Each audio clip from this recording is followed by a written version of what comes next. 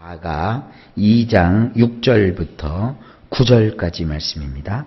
6절 말씀을 보면 그가 왼팔로 내 머리를 고이고 오른팔로 나를 안는구나.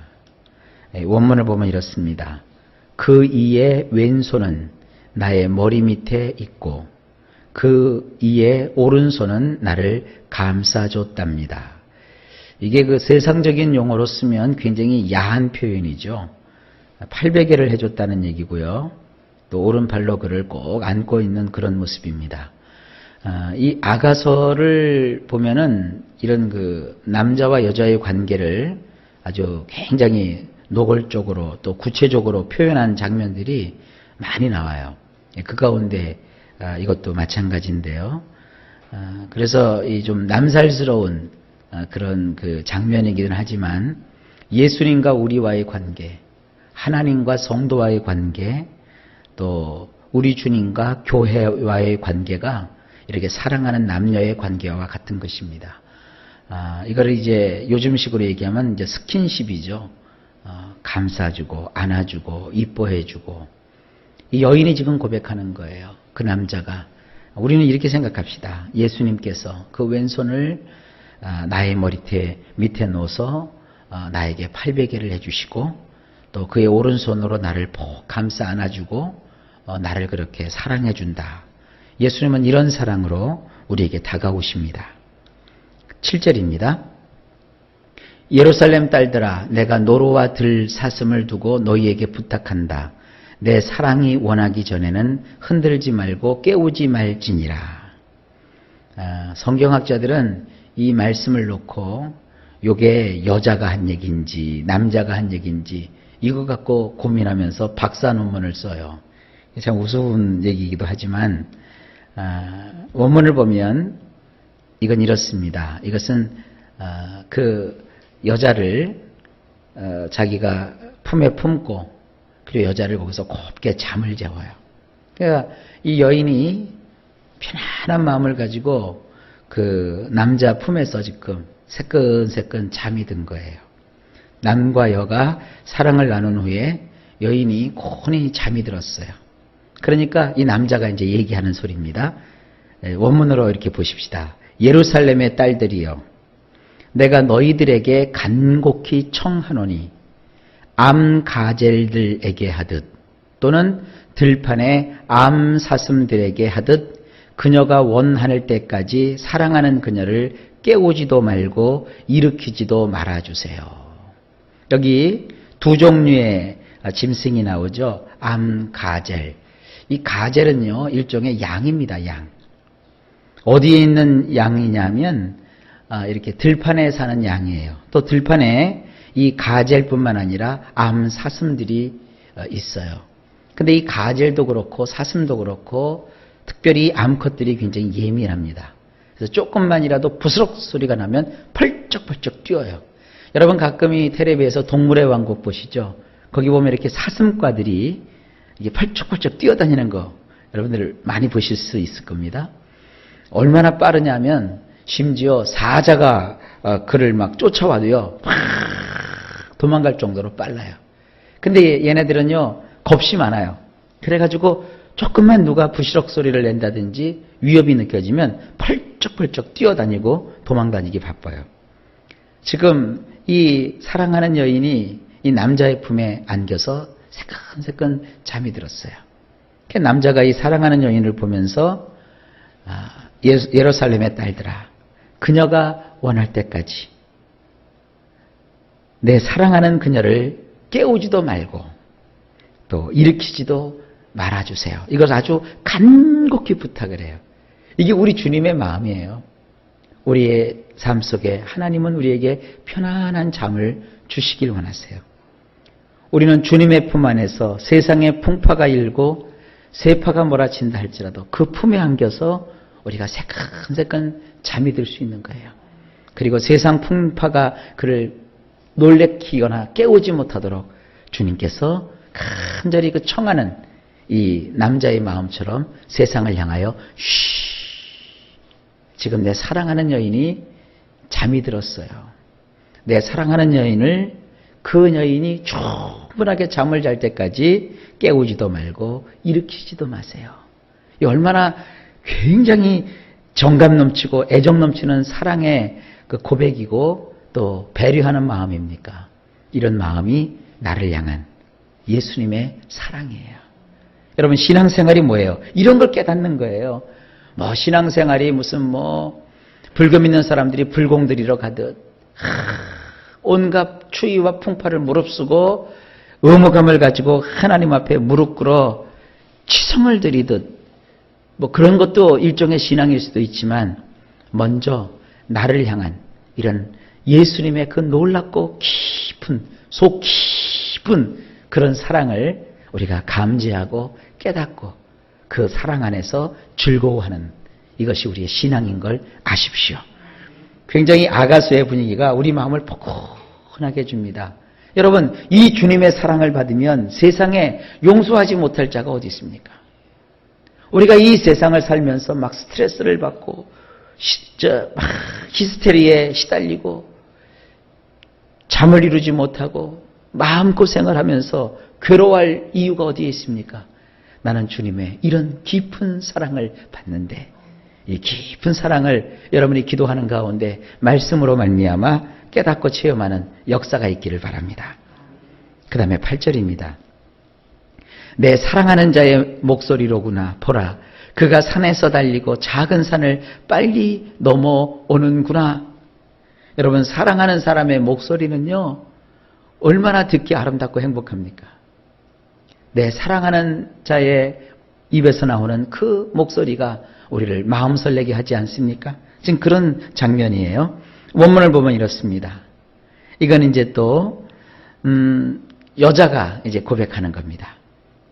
내가 사랑하는 낭군의 목소리이네요. 이것 좀 보세요. 그가 왔어요.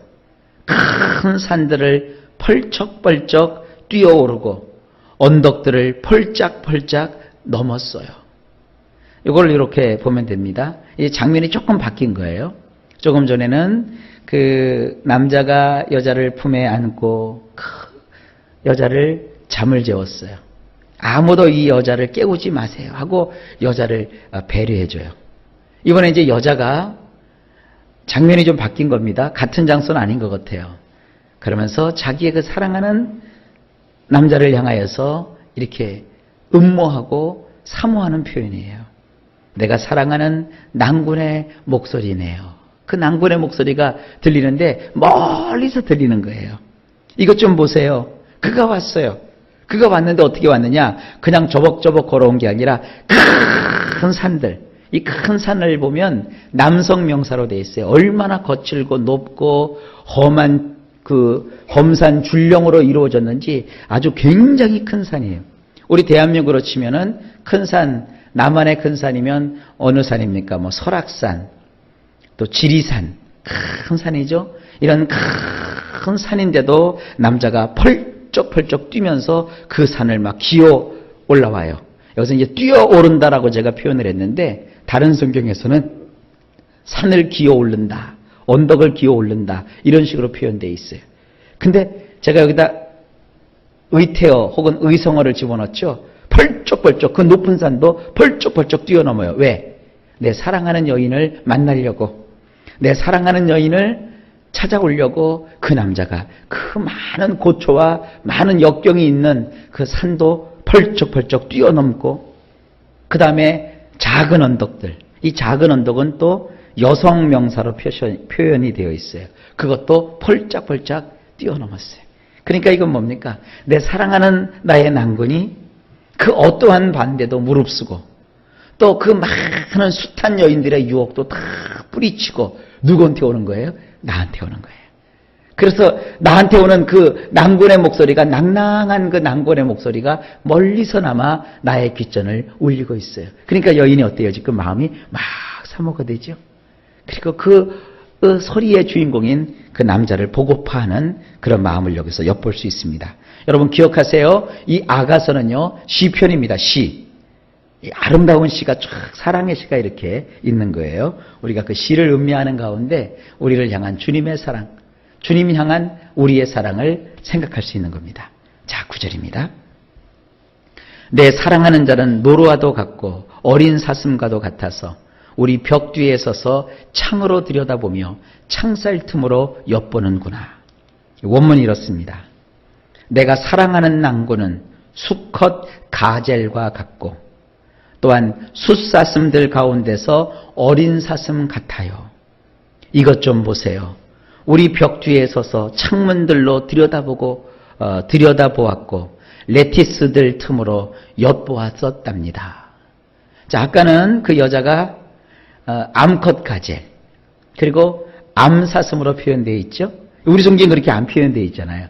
근데 원문을 보니까 이제 9절에서는 이제 수컷 가젤이 나오고 그 다음에 수컷 사슴이 나와요. 그런데 이 여인이 고백합니다. 내 사랑하는 낭구는 수컷 가젤과 같고 또한 숫사슴들 가운데서 어린 사슴 같아요. 이 얼마나 귀여워요.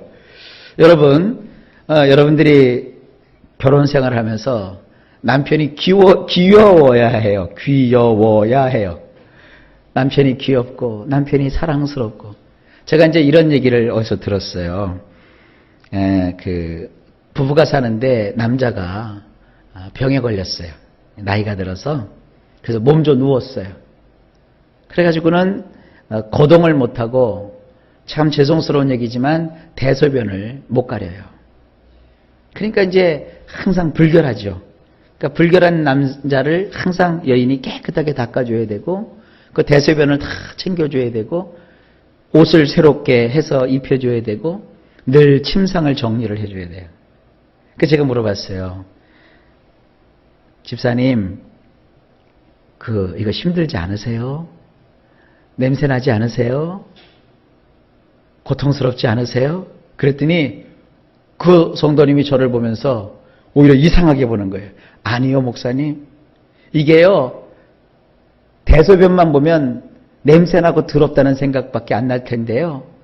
사실이요, 이 할아범이요, 귀여워요, 목사님. 귀여워서요, 하나도 냄새도 안 나고요, 하나도 더럽지가 않아요. 그냥 귀여워요, 그래요. 그러면서 얘기를 하는데 제가 그 생각이 나는 거예요. 우리 아이들을 이렇게 아기 때 용변 보면 이바지 했다 그러죠.